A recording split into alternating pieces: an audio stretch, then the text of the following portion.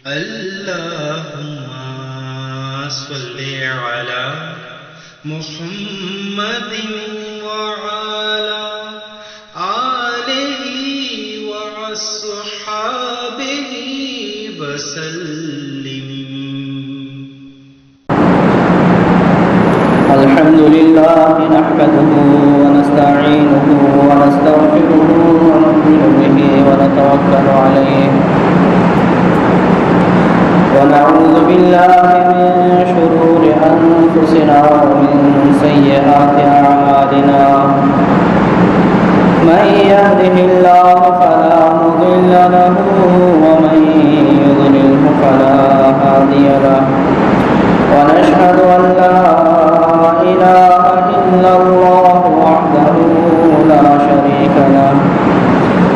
ونشهد أن سيدنا وسندنا ونبينا ومولانا محمدا عبده ورسوله صلى الله تعالى عليه وعلى آله وأصحابه وسلم تسليما كثيرا كثيرا. أما بعد فأعوذ بالله من الشيطان الرجيم. بسم الله الرحمن الرحيم. ألف لام ميم. ذلك الكتاب لا ريب فيه هدى للمتقين الذين يؤمنون بالغيب ويقيمون الصلاة ومما رزقناهم ينفقون.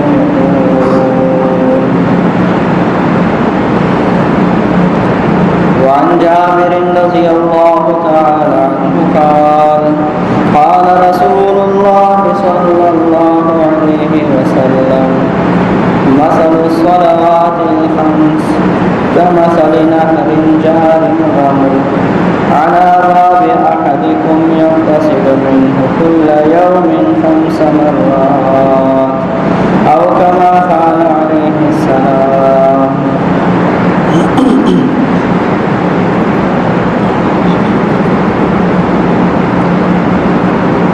قابل احترام دوستوں بزرگوں،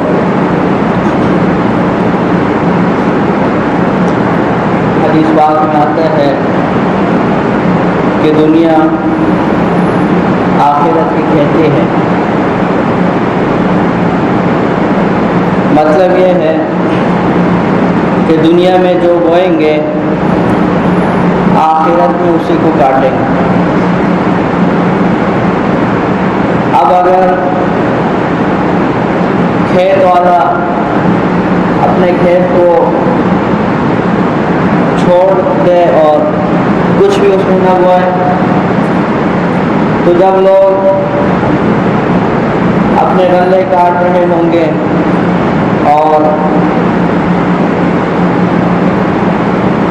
مزے اڑا رہے ہوں گے، خوش و خرم ہوں گے، تو یہ بیچارہ خالی ہتھیلیاں ملے گا، کچھ بھی اس کے ہاتھ میں نہیں ہوگا. یا کوئی شخص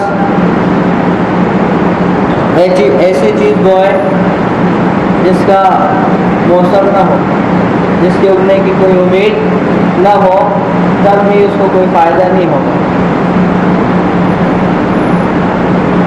یا جس چیز کو بونا چاہیے تھا اس کے علاوہ کوئی اور چیز بوتا ہے اور پھر امید رکھتا ہے کہ جو چیز سب نے بوئی ہے وہی مجھے بھی ملے گی. یہ آدمی میں نقصان اٹھائے. اسی طرح حدیث پاک میں سمجھایا گیا کہ دنیا جو ہے یہ آخرت کی کھیتی ہے. اب جو چیز بونی ہے جس طریقے سے اسی طریقے سے وہ چیز بوئی جائے گی تو آخرت میں اس کو فائدہ ہو. اب کوئی شخص اعمال ہی نہ کرے یا اعمال کرے لیکن دین اسلام کے علاوہ کرے یا دین اسلام کے اعمال کرے لیکن اپنی مرضی سے کرے، ان تمام صورتوں میں اس کو نقصان ہے۔ صرف ایک ہی صورت ہے فائدے کی کہ شریعت اسلام کے احکامات پر عمل کرے، جس طرح عمل کرنے کا کہا ہے اس طرح عمل کرے، شرعی تقاضوں کو پورا کر کے عمل کرے، پھر اس کو فائدہ ہوگا۔ یہ ایک ہی طریقہ ہے۔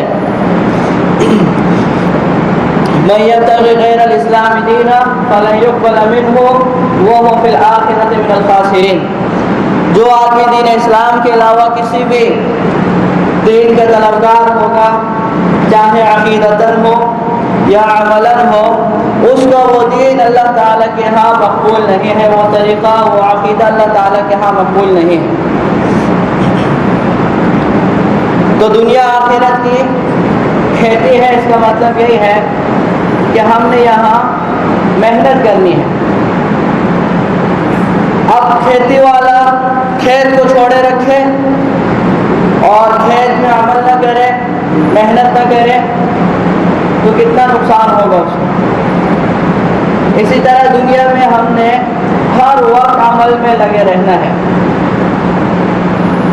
اور انسان تو ہے ہی عمل کی مشین۔ عمل نام ہے بدن سے نکلنے والے اعمال کا۔ اب ہر وقت انسان جو ہے کوئی نہ کوئی عمل کر رہا ہے۔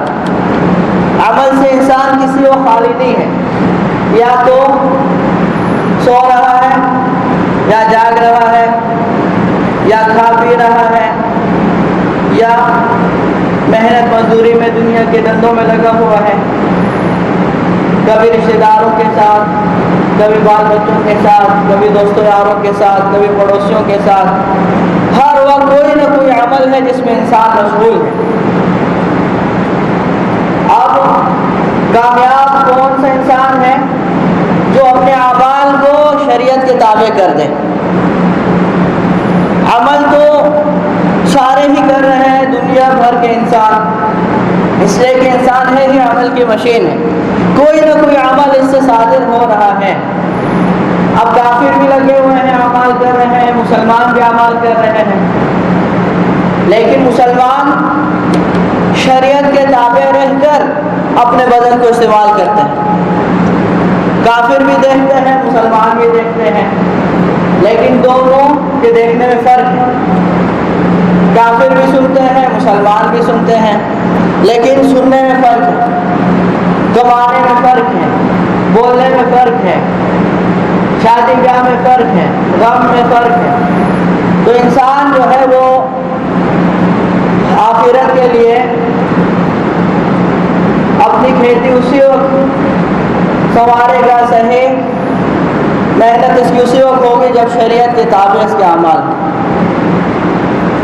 اب رمضان کا مہینہ گزرا، مسلمانوں نے خوب اعمال کیے، تو اصل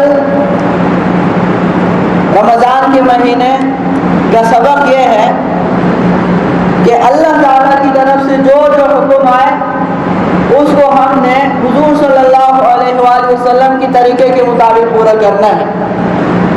یہ اصل میں رمضان کا سبق ہے۔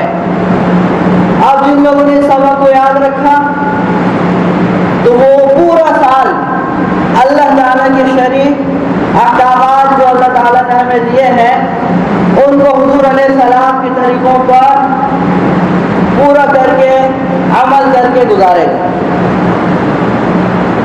اب رمضان میں تو سال میں ایک مرتبہ روزوں کی فرضیت ہوئی، لیکن ایک عمل ایسا ہے جو پورے سال رہتا ہے۔ کوئی دن ایسا نہیں ہے جس میں وہ عمل اللہ تعالیٰ کی طرف سے فرض نہ ہو۔ کسی حال میں جو ہے وہ عمل ثابت نہیں ہوتا، کوئی حضر میں ہو، سفر میں ہو، کوئی کسی بھی حال میں ہو، صحت ہو، بیماری ہو،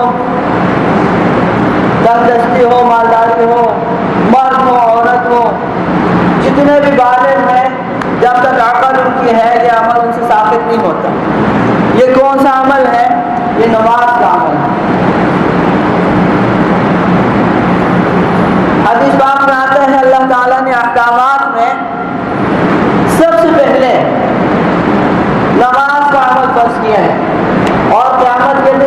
پہلے نماز کا حساب کیا جائے گا. اول ما يحاسب به العبد يوم القيامة الصلاة فإن صلحت صلح سائر عمله وإن فسدت فسد سائر عمله. اللہ تعالیٰ نے احکامات میں سب سے پہلے نماز فرض کی ہے اور قیامت کے دن سب سے پہلے نماز کا حساب کیا جائے گا. اگر نماز اچھی اور پوری نکل آئی تو باقی اعمال بھی اس کے اچھے اور پورے نکلیں گے, اور اگر نماز ہی میں کبھی کوتاہی نہیں گئی تو باقی اعمال اس کے ایک طرف رکھ دیے جائیں گے. باقی اعمال کا حساب ہی نہیں کیا جائے گا, اس لیے کہ اس کی نماز ہی اچھی اور پوری نہیں نکلی. تو اس لیے اللہ تعالیٰ نے ایمان کے بعد عقائد میں تو سب سے پہلے ایمان, اعمال میں سب سے مقدم نماز کو رکھا ہے. ایک حدیث پاک میں آتا ہے کہ اگر ایمان سے اور نماز سے کوئی افضل عبادت ہوتی تو اللہ تعالیٰ فرشتوں کو اس کا حکم دیتے, لیکن فرشتے ہر وقت کوئی رکوع میں ہے تو کوئی سجدے میں ہے, کوئی قیام میں ہے. اور ایک حدیث پاک میں آتا ہے یہ آسمان جو ہے اس سے آواز نکلتی ہے, جیسے کسی کرسی پہ آدمی بیٹھے, کسی چارپائی پہ بیٹھے تو اس سے چک چک کی آواز نکلتی ہے. تو آسمان سے اس طرح کی آواز نکلتی ہے. اور پھر حدیث میں وجہ بیان کی کہ آسمان سے اس طرح آواز آنی چاہیے, اس لیے کہ آسمان میں بارش بر جگہ ایسی خالی نہیں ہے جہاں کسی فرشتے نے سر نہ رکھا ہو.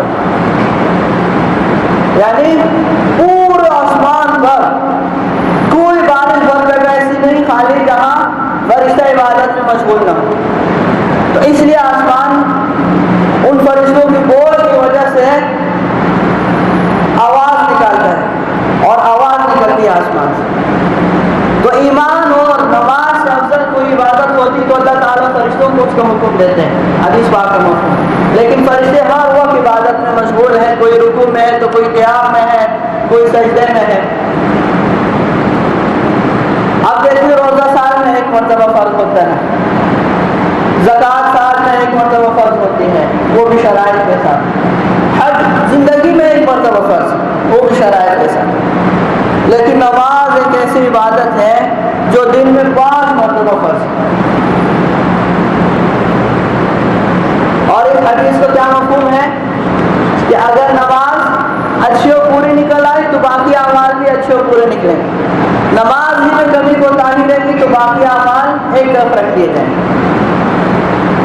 اب اس حدیث کی وجہ سے ہمیں غور کرنا چاہیے کہ ہم رمضان کے روزے تو رکھ لیتے ہیں اور زکاتیں دے دیتے ہیں, حج بھی کر لیتے ہیں, لیکن نماز میں ہماری جو کمی کوتاہی ہے اس کا کیا ہوگا؟ اب حدیث میں صاف صاف ہے نماز اچھی اور پوری نکل آئی تو باقی اعمال اچھے اور پورے نکلیں گے. نماز میں کمی کوتاہی رہے گی تو باقی اعمال بھی ایک طرف رکھ دیے جائیں گے. اب بعض اعمال کو دوسرے اعمال کی قبولیت میں دخل ہے, جیسے ایمان ہے. ایمان تو شرط ہے تمام اعمال کے قبول ہونے کی.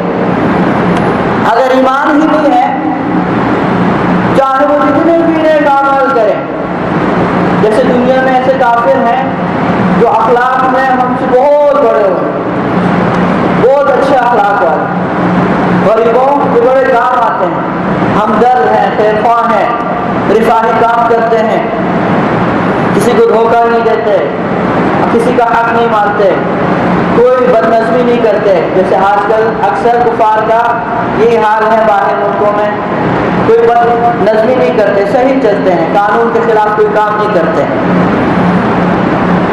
لیکن ان کی یہ تمام اعمال دنیا میں تو ان کو فائدہ پہنچائیں گے, دنیا میں ان اعمال صالحہ کی وجہ سے ان کی ترقی ہوگی, جیسا کہ وہ ترقی کر رہے ہیں دنیا کے اعتبار سے. ان کا دنیا میں ترقی کرنا ان کے کفر کی وجہ سے نہیں ہے, دنیا میں وہ ترقی کر رہے ہیں اس لیے کہ وہ صحیح چل رہے ہیں. صحیح چلنے کی وجہ سے دنیا میں ان کو ترقی مل رہی ہے, اس لیے کہ اللہ تعالیٰ کی ذات انصاف والی ہے. کافر باقی جب نیک اعمال کرتے ہیں تو اللہ تعالیٰ ان کے نیک عمل پر ان کو دنیا میں دیتے ہیں، اور آخرت میں ان کو اس لیے کچھ نہیں دیں گے کہ انہوں نے جو اعمال کی قبولیت کی شرط ہے آخرت کے اعتبار سے ایمان اور دین اسلام کو قبول کرنے یہ شرط پوری نہیں کی۔ اسی لیے مفتی شفیع صاحب رحمہ اللہ سے کسی نے پوچھا کہ باطل جو ہے وہ دنیا پہ چھا سکتا ہے، دنیا میں ترقی کر سکتا ہے، یعنی کافر لوگ دنیا میں غلبہ پا سکتے ہیں؟ تو مفتی صاحب رحمہ اللہ نے عجیب سوال دیا، جواب دیا کہ ہاں، باطل جب حق کو قبول کرے گا تو باطل بھی دنیا پہ چھائے گا۔ اب وہ سائل پریشان ہو گیا کہ بھئی باطل اور وہ حق کو قبول کرے، یہ تو بات متضاد ہے، آپس میں ٹکراؤ ہے دونوں باتوں میں، یہ باتیں جمع کیسے ہو سکتی ہیں کہ باطل ہو اور وہ حق کو قبول کرے اور دنیا پہ چھا جائے؟ جس باطل نے حق کو قبول کر دیا وہ تو پھر باطل ہی نہیں رہا، وہ تو پھر حق ہے، وہ باطل نہیں ہے۔ تو مفتی شفیع صاحب رحمہ اللہ سے اس نے دوبارہ پوچھا کہ اگر بات سمجھ میں نہیں آ رہی کہ باطل ہو اور وہ حق کو قبول کرے اور دنیا پہ چھا جائے، اس کا کیا مطلب ہے؟ تو مفتی صاحب رحمہ اللہ نے فرمایا کہ یہ دینی احکامات ہیں، خصوصاً معاملات سے متعلق جو احکامات ہیں، رہن سہن سے جو متعلق معاملات ہیں، اور اسی طرح کاروبار سے متعلق جو معاملات ہیں، آپ دوسرے بات میں یوں کہیں حقوق العباد سے متعلق جو معاملات ہیں، جب کافر بھی شریعت کے مطابق ان معاملات کو لیں گے اور ان معاملات کا عمل کریں گے تو دنیا پہ وہ چھا جائیں گے، اور یہی ہو رہا ہے۔ آپ دیکھیں ان ممالک میں کوئی جو ہے بدنظمی نہیں ہوتی، کسی کا کوئی حق نہیں مانتا، کسی کو کوئی تکلیف نہیں دیتا، ہر آدمی اس بات کی کوشش کرتا ہے کہ میری ذات سے کسی کو تکلیف نہ ہو، سرکار کے خلاف، قانون کے خلاف کوئی کام مجھ سے نہ ہو، میری جو ذمہ داریاں ہیں سرکار نے مجھ پہ سونپی ہیں میں احسن طریقے سے اس کو ادا کروں، وقت پر جاتے ہیں، وقت پر آتے ہیں، دفتر میں جو کام ان کے ذمہ ہے وہ کرتے ہیں، ان کے محلوں سے متعلق جو باتیں ان کو بتلائی گئی ہیں کہ بھئی آپ اپنے محلے کو صاف رکھنا ہے، اپنے گھر کے باہر کوئی کچرا نہیں پھینکنا، اور اس طرح اپنی زندگی گزارنی ہے، بالکل اسی طرح چل رہے ہیں۔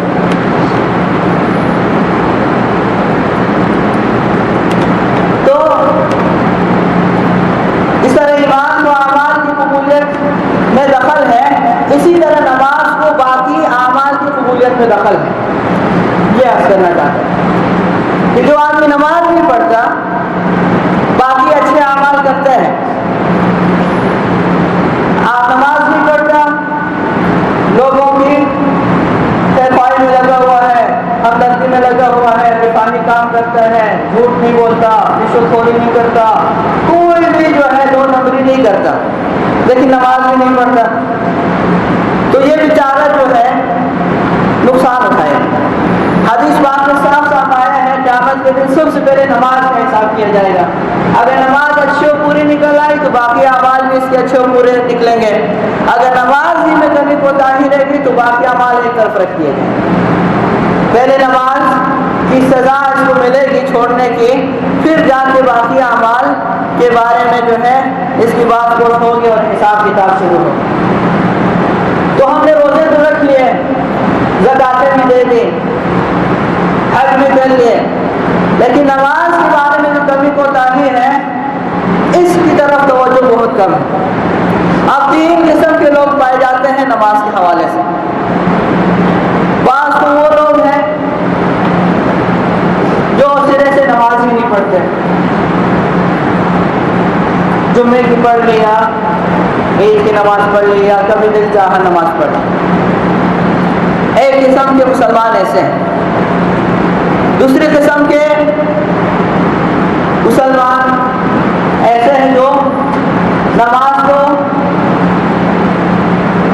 پڑھ لیتے ہیں لیکن جماعت کا اہتمام نہیں کرتے، جہاں کہیں موقع ملا وہیں نماز پڑھے، جماعت کا اہتمام نہیں کرتے۔ تیسری قسم کے لوگ وہ ہیں جو جماعت کا بھی اہتمام کرتے ہیں جماعت کی بھی پابندی کرتے ہیں. کوشش ان کی یہی ہوتی ہے کہ حد تک اسے جماعت کے ساتھ نماز پڑھی جائے، لیکن پھر ان لوگوں میں اکثریت ایسی ہے جو نماز کے مسائل سے ناواقف ہوتے ہیں اور نماز کی ظاہری شکل بھی ان کی اکثر کی درست نہیں ہوتی اور باطنی اعتبار سے جو خشوع و خضوع ہونا چاہیے اس میں بھی کمی ہوتی ہے. تو تمام قسم کے لوگوں کے لیے چاہیے کہ وہ اپنی فکر کریں. جو لوگ سرے سے نماز ہی نہیں پڑھتے وہ اس بات کو سوچیں کہ اللہ تعالیٰ نے دن میں 5 مرتبہ ہم پہ نماز فرض کی ہے اور اللہ تعالیٰ کے فرض سے بڑھ کر اللہ تعالیٰ کا کوئی حکم نہیں ہوتا. اللہ تعالیٰ کے احکامات 2 قسم کے ہیں، بعض تکوینی احکامات ہے، بعض تشریعی احکامات. تکوینی حکم کس کو کہا جاتا ہے؟ جو کائنات سے متعلق اللہ کے احکامات ہیں. اللہ نے حکم کیا آسمان کتنا بڑا ہے، آج تک کسی نے اس کا کنارہ نہیں دیکھا، بغیر ستونوں پہ کھڑا ہو گیا. اللہ کے حکم سے اتنی بڑی زمین بچھ گئی. کائنات میں آج تحقیقات ہو رہی ہے، نہیں عقل جو ہے حیران رہ جاتے ہیں. اتنی بڑی کائنات اللہ تعالیٰ نے بنائی ہے اور یہ تمام کائنات اللہ تعالیٰ کے امر کن سے وجود میں آئی. انما امرہ اذا اراد شیئا یقول له کن فیکون. اللہ تعالیٰ جب کسی چیز کا ارادہ فرماتے ہیں تو اس کو فرماتے ہیں ہو جا، وہ چیز ہو جاتی ہے. اسی طرح جب کائنات کو ختم کرنے کا اللہ کا ارادہ ہوگا، وما امرنا الا کلمح البصر او هو اقرب. پلک جھپکنے میں جتنی دیر لگتی ہے اللہ پاک فرماتے اتنی بھی دیر نہیں لگے کہ ہم کائنات کو ختم کر دیں گے، آسمانوں کو لپیٹ دیں گے، زمین جو ہے دھماکے سے پھٹ جائے گی، پوری کائنات اللہ پاک لپیٹ دیں گے. یہ تمام احکامات جو اللہ تعالیٰ کے ہیں یہ تکوینی احکامات ہیں جو اتنے طاقتور ہیں کہ اتنی بڑی کائنات اللہ پاک فرماتے ہیں پلک جھپکنے کے وقت دیر نہیں لگے گی اور ہم ختم کر دیں گے. دوسرے قسم کے اللہ کے احکامات ہیں تشریعی. تشریعی حکم جو ہے وہ تکوینی حکم سے جو ہے بہت زیادہ طاقتور ہے. اللہ پاک فرماتے نماز پڑھو، یہ اللہ کا حکم ہے. زکوٰۃ دو، اللہ کا حکم ہے. حج کرو، اللہ کا حکم ہے. روزے رکھو، اللہ کا حکم ہے. اللہ تعالیٰ کے تکوینی احکامات میں کتنی طاقت ہے کہ اس پوری کائنات کو اللہ تعالیٰ ایک دم ختم فرما دیں گے. جیسے ایک دم اللہ تعالیٰ نے کائنات کو وجود دیا. تشریعی احکامات میں طاقت اس سے زیادہ ہے. تو اللہ تعالیٰ کی طرف سے 5 مرتبہ دن میں حکم ہوا ہے حی علی الصلاۃ حی علی الفلاح. نماز کے لیے آؤ، نماز کے لیے آؤ، کامیابی کی طرف آؤ، تمہاری کامیابی نماز میں ہے. تو جو لوگ بالکل نماز ہی نہیں پڑھتے وہ اس بات کو سوچیں کہ اتنا طاقتور اللہ جس نے اتنی بڑی کائنات کو تنہا تنہا پیدا کیا، تنہا تنہا چلا رہا ہے، جس کے خزانوں میں کوئی کمی نہیں ہے اور جو اکیلے ہی اس پوری کائنات کو ختم کر دے گا، اتنا طاقتور اللہ مجھے اپنے دربار کی طرف دن میں 5 مرتبہ بلاتا ہے اور میں اس کو مانتا بھی ہوں اور مجھے اس بات کی یقین بھی ہے کہ وہ سب سے بڑھ کر ہے. اس کی پکڑ بہت سخت ہے، اس کی مہربانیاں بھی بہت زیادہ ہیں، پھر بھی میں نہیں جاتا ہوں نماز کے لیے. تو ہر آدمی جو ہے اس بات میں غور کرے جو لوگ نماز نہیں پڑھتے. اور اللہ تعالیٰ نے عہد کیا ہے، ذمہ داری لی ہے. حدیث باب میں آتا ہے عن ابی قتادہ بن ربعی رضی اللہ تعالی عنہ قال رسول اللہ صلی اللہ علیہ وسلم قال اللہ تبارک و تعالی. ابو قتادہ رضی اللہ تعالیٰ عنہ فرماتے ہیں کہ رسول اللہ صلی اللہ علیہ وآلہ وسلم کا ارشاد ہے کہ اللہ تبارک و تعالیٰ نے فرمایا. یہ حدیث قدسی ہے. اس حدیث میں یوں بیان کیا جائے کہ اللہ تبارک و تعالیٰ نے یہ بات فرمائی ہے تو اس حدیث کو حدیث قدسی کہا جاتا ہے. اللہ تعالیٰ نے کیا فرمایا؟ انی افترضت علی امتک 5 صلوات. کہ نبی جی میں نے آپ کی امت پر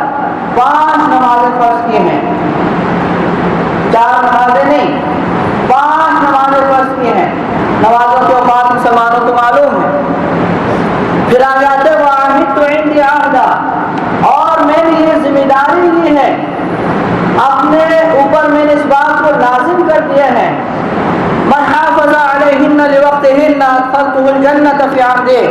جو شخص ان نمازوں کو ان کے وقت میں ادا کرے گا، جس طرح میں نے نمازیں ان پر فرض کی ہیں اسی طرح نمازیں پڑھے گا، جماعت کا اہتمام کرے گا،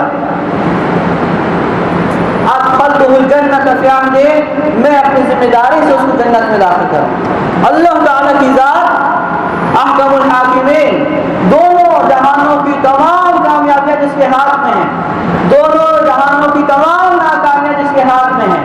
جسے چاہے عزت دے، جسے چاہے ذلیل کر دے، جسے چاہے حکومت دے، جسے چاہے تخت سے جو ہے گرا دے، ہٹا دے.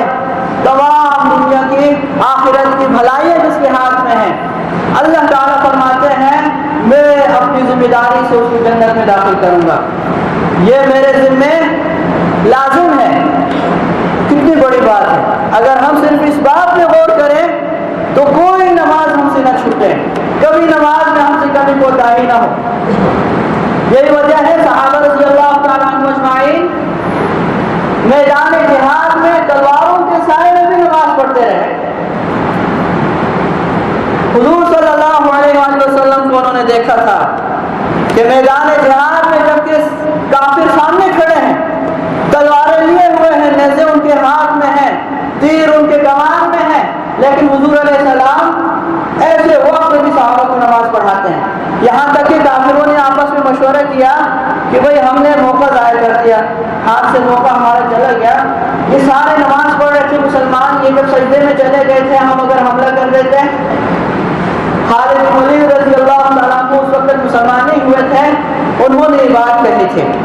اور پھر مشورہ ان کا یہ ہوا کہ اب اگلی نماز کا وقت آئے گا تو اس میں پھر جب یہ سجدے میں جائیں گے تو ہم سب حملہ کر دیں گے.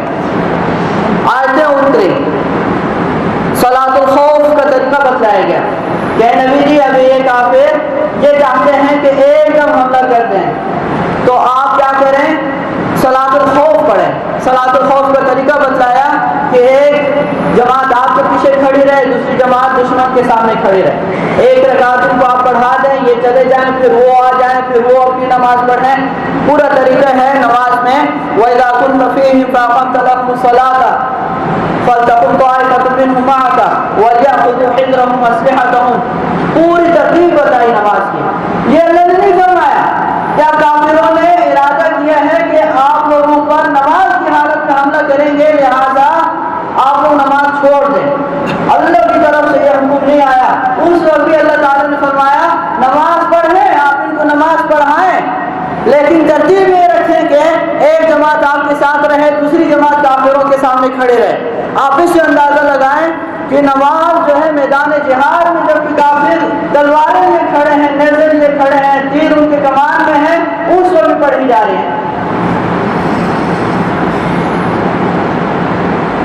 صحابہ رضی اللہ تعالیٰ عنہ اجمعین کو اللہ تعالیٰ کی باتوں پہ یقین تھا، حضور صلی اللہ علیہ وسلم کے ارشادات پہ یقین تھا. ہمیں دنیا دار لوگوں کے باتوں پر یقین آ جاتا ہے. کوئی ہمیں بڑا شخص یہ کہے کہ یار تمہارا یہ میں کام کر دوں گا، بس فکر نہیں کرنا. ہم کتنے مطمئن ہو جاتے ہیں کہ فلاں شخص نے جو کہ اتنے بڑے بڑے عہدوں پر فائز ہیں، ذمہ داری لے لی ہے، میرا کام تو ہو گیا. اب یہاں اللہ تعالیٰ کی ذات فرمائے ادخلتہ الجنۃ فی عہدہ، میں اس کو اپنی ذمہ داری سے جنت میں داخل کروں گا. اور پھر آگے آتے ہیں وَمَن لَّمْ يُحَافِظْ عَلَيْهِنَّ، جو شخص نمازوں کا اہتمام نہ کرے. اہتمام کا لفظ آیا ہے، محافظت، پابندی، مداومت. جو شخص نمازوں کا اہتمام نہ کرے، یعنی یا تو سرے سے نماز ہی نہ پڑھے یا نماز تو پڑھے اپنی مرضی کی پڑھے. جب دل ہوا مسجد میں گیا، جب دل ہوا گھر میں پڑھ لے. تو ایسے شخص کے لیے فَلَا عَهْدَ لَهُ عِندِي، میری کوئی ذمہ داری نہیں، میرا کوئی معاملہ اس کے ساتھ نہیں ہے. عمل کا لفظ معاہدہ کا لفظ اسی سے نکلا ہے. اور معاہدے کے بارے میں آپ حضرات کو معلوم ہے کہ معاہدے میں پھر عدالت کی طرف بھی رجوع کیا جا سکتا ہے. وعدہ یک طرفہ ہوتا ہے. وعدے کا حکم شرعی یہ ہے کہ اگر جائز کام ہو تو پھر پورا کرنا ضروری ہے، واجب ہے. وعدے کے خلاف کرنا یہ منافقت کی علامت ہے۔ وَإِذَا وَعَدَ أَخْلَفَ، منافق کی علامتوں میں سے یہ ہے کہ جب وعدہ کرتا ہے تو اس کے خلاف کرتا ہے۔ اور معاہدے میں شرعی حکم یہ ہے کہ عدالتی چارہ جوئی بھی ہو سکتی ہے، عدالت کی طرف بھی رجوع کیا جا سکتا ہے۔ جب جانبین سے بات ہوتی ہے تو اس کو معاہدہ کہا جاتا ہے۔ اللہ تعالیٰ نے جب شرعی حکم معاہدے سے متعلق یہ دیا ہے تو خود اللہ تعالیٰ اپنے معاہدے کا کتنا لحاظ رکھیں گے، اس سے ہم اندازہ لگا۔ اللہ تعالیٰ کی ذمہ داری میں آدمی آ جاتا ہے۔ اور نماز ایک ایسا عمل ہے جس آدمی نے صحیح معنی میں نماز شروع کر دی، پورے دین پر عمل کرنا اس کے لیے آسان ہو جائے گا۔ ان الصلاۃ تنہی عن الفحشاء والمنکر، بے حیائی سے اور تمام ناشائستہ حرکتوں سے نماز روک دیتی۔ نماز کی خاصیت ہے کہ گناہوں سے نماز روک دیتی ہے، پورے دین پہ عمل کرنے والا بنا دیتی ہے۔ جیسے بڑے کہتے ہیں کہ جو آدمی مسجد سے جڑ گیا پورے دین سے یہ جڑ جائے گا، اور جو آدمی مسجد سے کٹ گیا آہستہ آہستہ آہستہ یہ دین سے کٹتا چلا جائے گا۔ جیسا حدیث پاک میں آتا ہے جو آدمی 5 وقت نماز اہتمام کے ساتھ پڑھتا ہے تو اس کا ایمان مضبوط ہوتا چلا جاتا ہے، مضبوط ہوتا چلا جاتا ہے، یہاں تک کہ موت کے وقت شیطان جو ہے اس کو گمراہ نہیں کر سکتا، اس لیے کہ اس کو ایمان مضبوط ہے۔ اور اسرائیل علیہ السلام 5 نمازوں میں مسجد میں آ کر دیکھتے ہیں کہ کون سے مسلمان نماز پڑھنے کے لیے آئے ہیں۔ حدیث پاک کا مفہوم، جو لوگ نماز پڑھنے کے لیے آتے ہیں، اسرائیل علیہ السلام کون ہیں؟ موت کے فرشتے جو ہر شخص کے پاس آئیں گے۔ کل نفس ذائقۃ الموت، بڑے بڑے بادشاہ بھی ان سے نہیں بھاگ سکے، بڑے بڑے طاقتور پہلوان بھی جن کو نہیں پچھاڑ سکے، بڑے بڑے سرمایہ دار بھی جن سے جان نہیں چھڑا سکے، اسرائیل علیہ السلام، بڑے بڑے علماء، یہاں تک انبیاء علیہ السلام کی روح قبض کرنے والے فرشتے ہیں، کوئی بھی ان سے نہیں بھاگ سکتا۔ وما انتم بمعجزین، کوئی اللہ کو عاجز نہیں کر سکتا۔ وما ہم عنہا بغائبین، کوئی غائب نہیں ہو سکتا ہم سے۔ اسرائیل علیہ السلام ہر نماز میں دیکھتے ہیں کون سے مسلمان جو ہے نماز پڑھنے کے لیے آتے ہیں، ہر مسجد میں۔ پھر موت کے وقت اسرائیل علیہ السلام جب آتے ہیں، اگر وہ نمازی ہے تو خود اس کو کلمے کی تلقین کرتے ہیں۔ کتنی بڑی بات ہے، اسرائیل علیہ السلام خود کلمے کی تلقین کرتے ہیں۔ جس فرشتے نے روح نکالنی ہے وہ خود کلمے کی تلقین کر رہا ہے کہ لا الہ الا اللہ پڑھ لو، اب تمہیں تمہارے رب کے پاس لے جانا ہے۔ کتنی بڑی بات ہے، کتنی بڑی بشارت ہے نمازیوں کے لیے۔ اور جو لوگ نماز نہیں پڑھتے، اسرائیل علیہ السلام کو پتہ ہے کہ یہ تو نماز میں نہیں ہوتا تھا، پتہ ہے کہ یہ بے نمازی ہے، پھر اسرائیل علیہ السلام اس کے ساتھ سختی کا معاملہ سنا۔ اور شیطان جو ہے اس کے لیے بے نمازی کو گمراہ کرنا بہت بڑا آسان ہے۔ وجہ حدیث پاک میں آتے ہیں جو آدمی نماز نہیں پڑھتا، دین پہ عمل نہیں کرتا، اس کا ایمان کمزور ہوتا چلا جاتا ہے۔ اور حدیث پاک میں مثال کیا دی ہے، جیسے کپڑے کے نقش و نگار پھیکے پڑ جاتے ہیں۔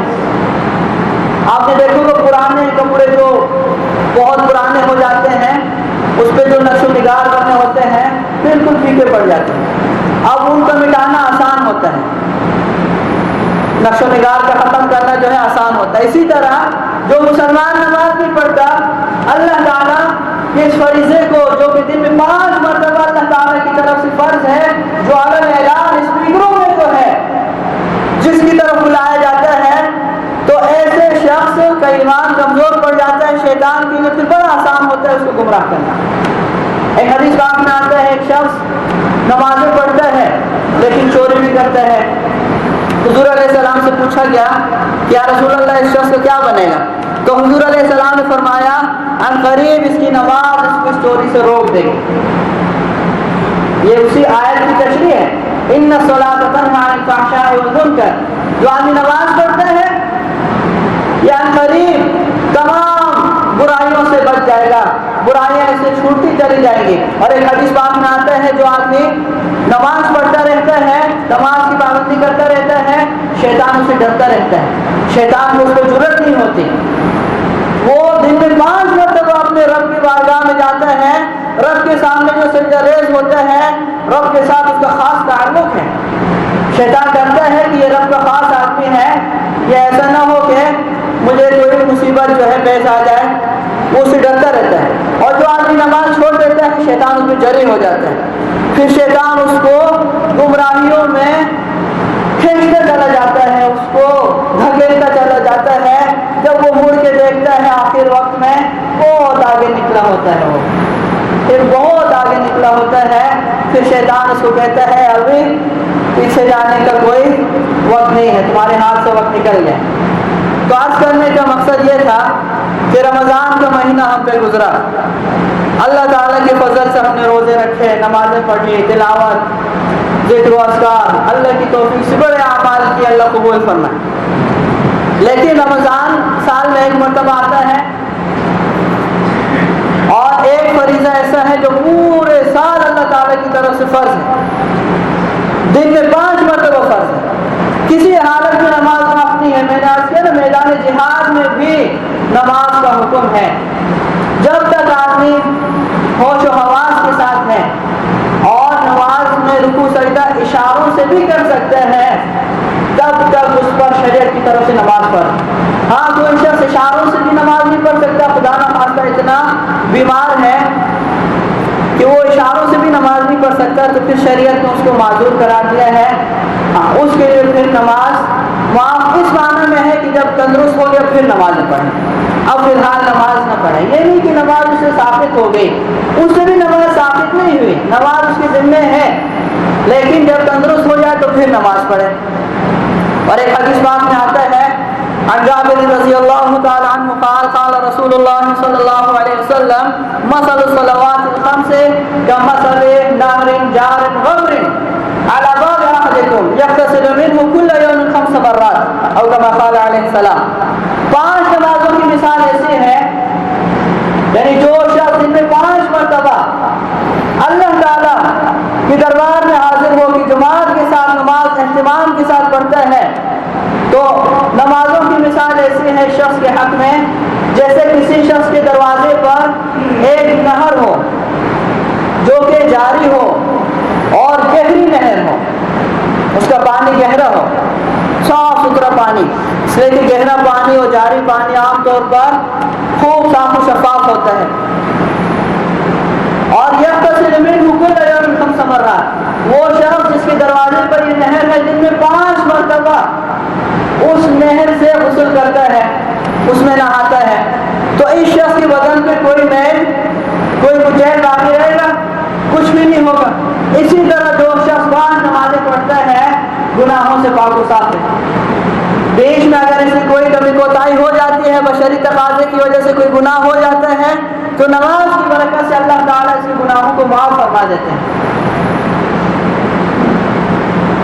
تو نماز تو دن میں 5 مرتبہ فرض ہے، روزے تو سال میں 1 مرتبہ ہے، زکوٰۃ میں سال میں 1 مرتبہ ہے، حج عمر میں پوری زندگی میں 1 مرتبہ ہے، تو نماز کا اہتمام بہت ضروری ہے۔